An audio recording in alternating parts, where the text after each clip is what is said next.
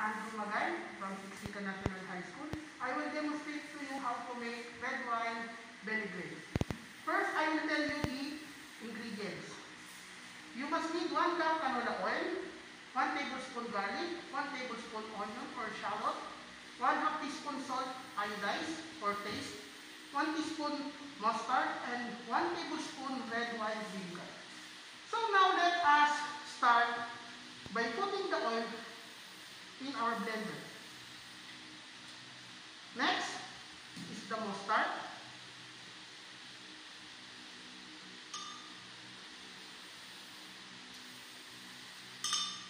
Okay, so followed by garlic,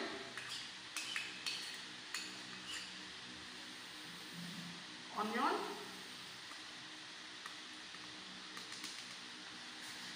after that 1 tablespoon of our red wine vinegar.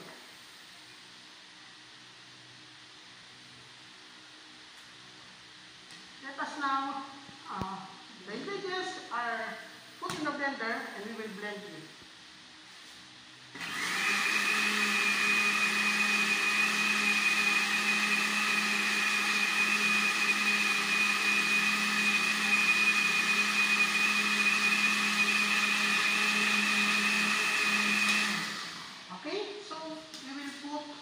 The salt. We'll put our 1/2 teaspoon of salt. And we will again blend it to dissolve the salt.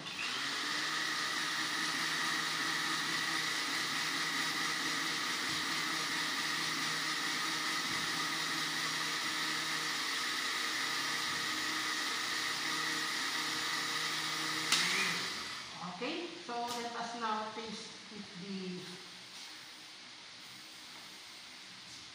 perfect taste of our red wine vinegar. Delicious. So